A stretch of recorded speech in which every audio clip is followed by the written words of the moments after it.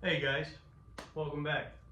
On this episode of I don't know what the hell I'm doing, we're going to clean up this block, we're going to clean up this crank, we're going to clean up the pistons, and just basically get all this ready for assembly. And I got all the parts in, so we got to get moving on this. Yeah, welcome to the Average American. I don't know what to do first, so what do I do?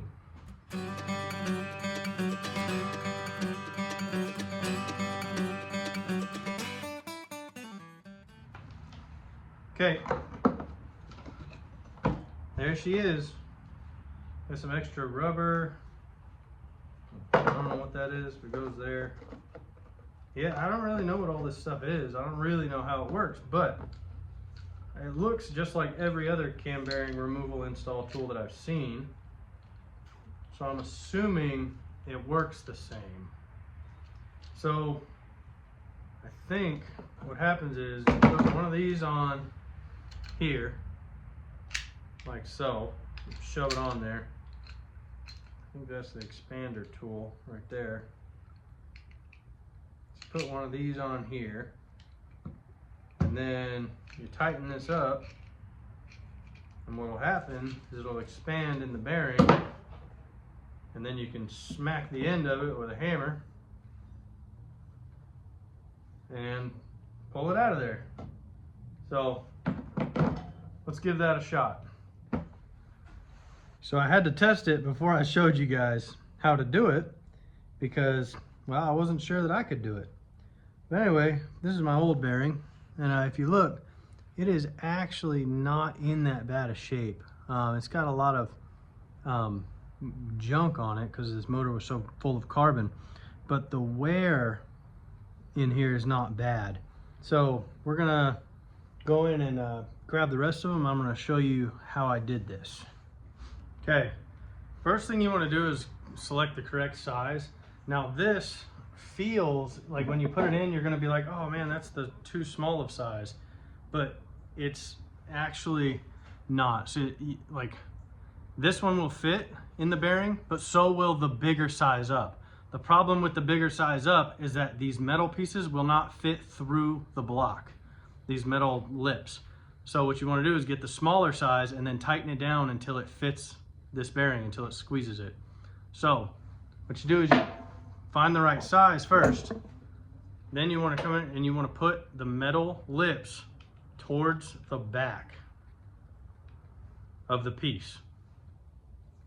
And the reason you do that is because you're going to be pushing in that direction. So these are actually what remove the bearing, okay? They actually push the bearing out of the block.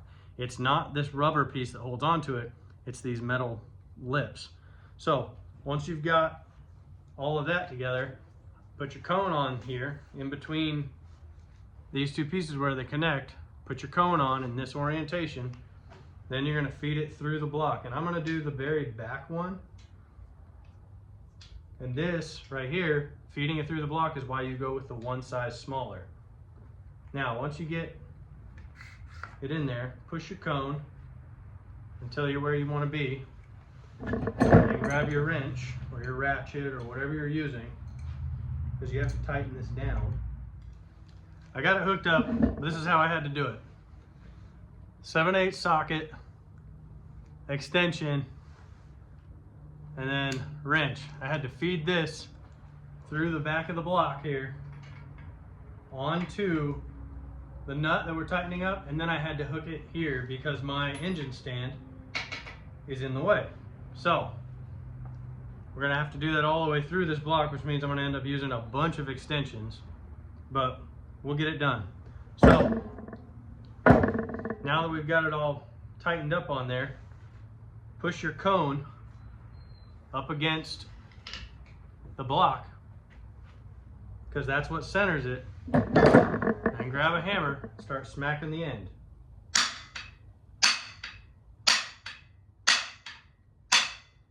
There you go. Here's that bearing. And it, again, it does not look bad. It's just real dirty. And that seems to be the theme here. So I'm gonna go through here and I'm gonna do the rest of these, and then we can look into starting to clean up this block and get it ready for the new cam, the new bearings, and we'll polish all of these surfaces so that they're ready for all the new seals and everything. I'll get back with you when I get the rest of these out. Something I just figured out. This is just an extension piece. You don't even need it, especially if you're doing a small motor like a 302 or 4-cylinder or something like that. But I think they make it so that you can do big engines like, I don't know, diesels or something. But anyway, you don't need this part.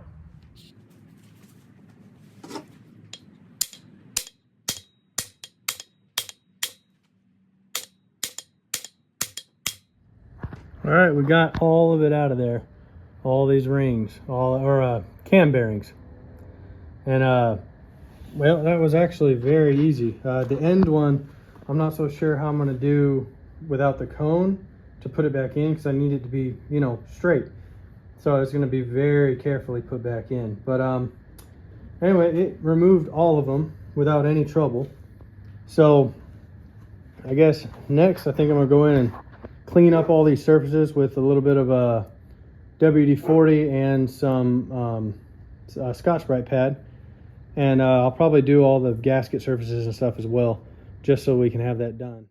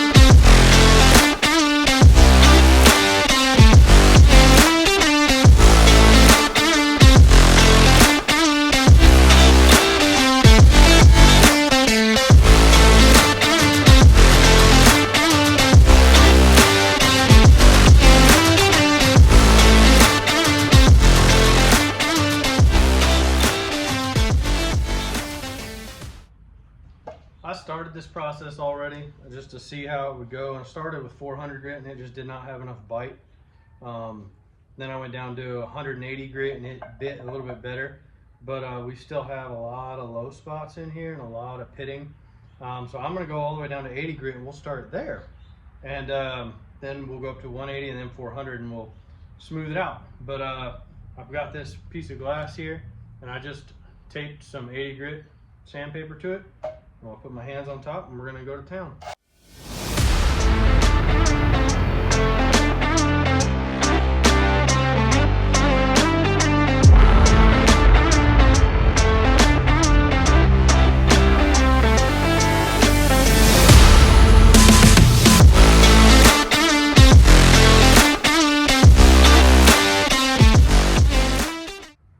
That's where it's at.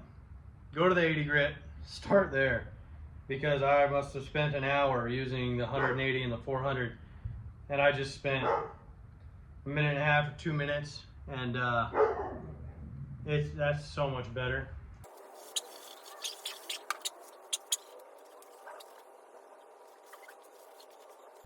Oh yeah, that's way better.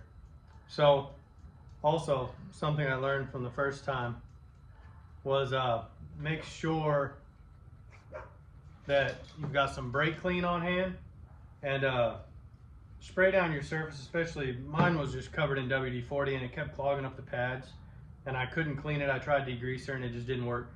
Brake clean the surface and then scrub it and wait till your rag comes out decently clean before you start sanding.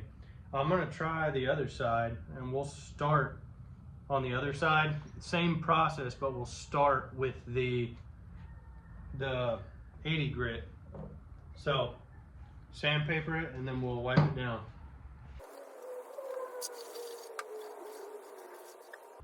See, because that's what comes out. So brake clean it, wipe it down, and then do that until your pad comes out decently clean. See, that's the second wipe. First, second.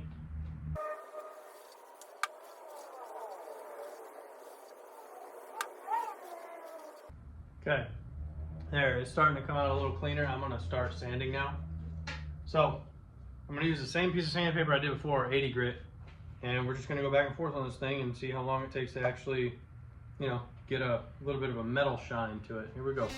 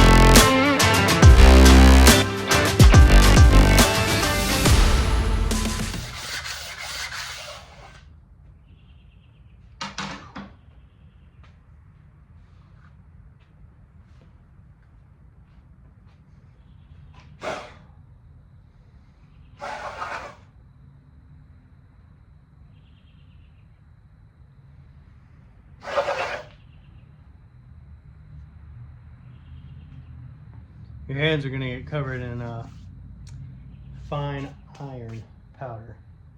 So, looking at it, guys, and your arms are going to get tired. Like, don't think that it's going to be just a quick thing. That was probably 20 minutes of me just scrubbing back and forth, back and forth. Might have been 20 minutes worth of work. But it's definitely worth the 20 minutes that you're going to spend, because you do not want this to be not flat. And I can see that I can still go even further. So I'm probably going to hop back on the 80 grit, and then I'm going to go down or go up to 180 grit and then 400 grit to smooth it all out. And when I do that, that'll be, and then it'll be done. And it'll be nice and flat, nice and shiny, nice and smooth, and ready for our head gaskets. And I'm taking the heads to a machine shop here in town. I'm gonna have them do them because, well, let me show you. These are the heads. I don't feel like messing with that. They can just dunk them and be done.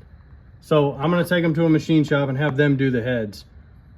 And that'll save me a bunch of time. Here's the other heads off of the motor that was actually in the truck.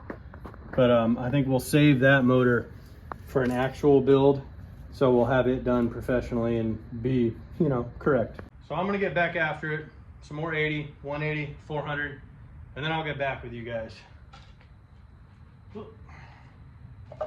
we go again. All right, guys, I've got it all done now. And sprayed it back down with some oil, some WD-40, just so it doesn't rust.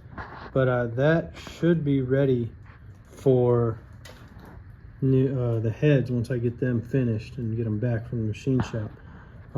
It is nice and flat, and you can tell when you're doing it, guys, you can watch your scratches go in and out. And if there's a spot that's not getting scratched, because you're using a flat piece of glass, if it's not getting scratched, then you know that you have to go deeper around it. So just keep going until your entire surface is being scratched by that sandpaper. And then you can switch to the next grade and then go all the way up. I went to 400, and I think that that's plenty. I think it's gonna do more than enough for what we need. At least now I know that our deck is flat and it's clean and it's ready to go. next, I'm gonna, I don't know, I didn't tell you guys this, but when I was doing the cam bearings the other night, the tool actually bent from me hitting it. So I sent it back. I've got a different one coming, got another one coming on the way, and then we can install cam bearings. Also, my honing tool, I started on this cylinder here, and I went through 6 stones, and I still can't tell. It probably took 6 minutes to go through 6 stones. So I sent those back, and I'm gonna get some Duralast lifetime warranty ones, just so that we can have them. But anyway, guys, this thing's coming along really nice. I can't wait to hear it running in the truck. Truck's been sitting right there in that spot for probably about a year now, and I just never pulled the trigger on deciding whether or not I wanted to take it to the machine shop or take it, you know, or do it myself. And I'm deciding I'm going to do a low buck build. So yeah, next we're going to do the cam bearings when that tool comes in.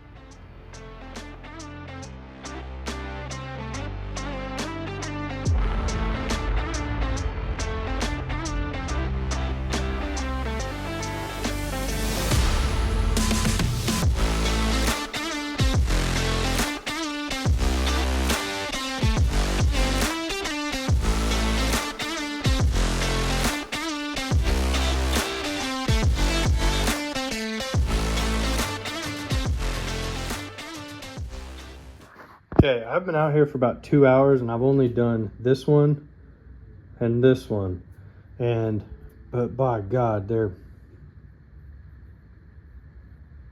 can't even hear your fingernail going across it. It's so smooth. And ended up doing 180 grit, 400 grit, and then 600 grit, and all the way through the 400 grit I could still feel my fingernail, and I was like, man, I don't know if it's gonna work. I threw the 600 grit on there, and it's beautiful. So anyway, you figure about an hour a lobe. So I've got 1, 2, 3, 4, 5, 6, 7. So like 8 more hours of work on the crankshaft, but we'll get it done. All right, guys, this is shiny, and it is smooth, and it is good to go. It took a long time. I'm not joking. How many lobes are there? 1, 2, 3, 4, 5, 6, 7, 8, 9. I would guess this took 9 hours to do, just to shine it. Now I'm gonna go through and clean it all up and make sure it's ready to go.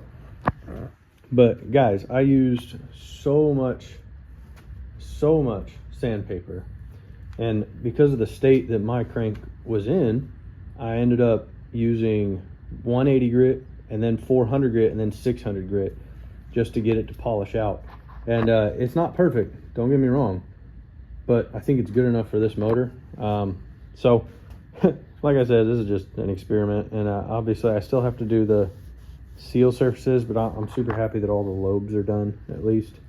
And yeah, so anyway, gonna finish off that lobe surface, and then I'm gonna get to trying to hone out these cylinders. I got a new tool in the mail, and we're gonna do that, and hopefully we can get this block ready, get the crank ready. Waiting for the camshaft to come in. When that camshaft comes in, we'll install some new bearings with the bearing tool, and then be good to go. So let's get this block finished.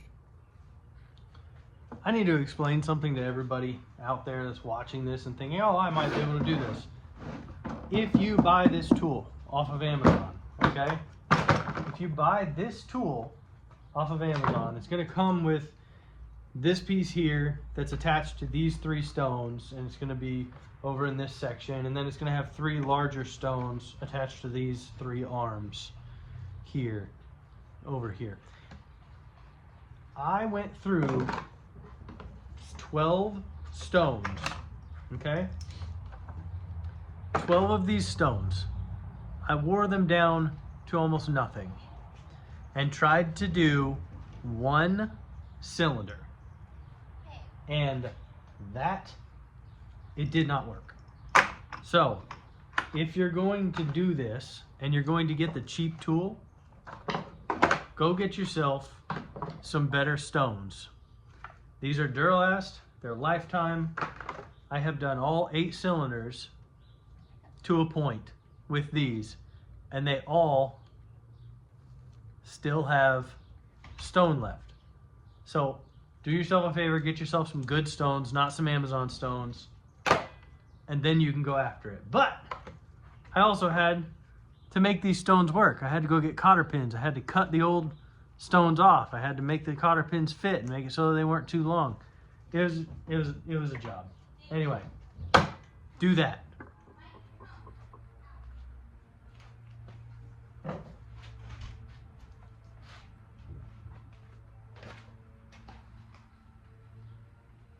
I've got to clean out the cam bearing places. So I'm going to do some brake clean on a Scotch-Brite pad. I'm going to test it on this one here.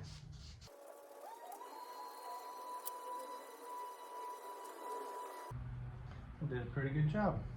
Let's try the inside ones. I don't know how well I'm going to be able to reach these ones.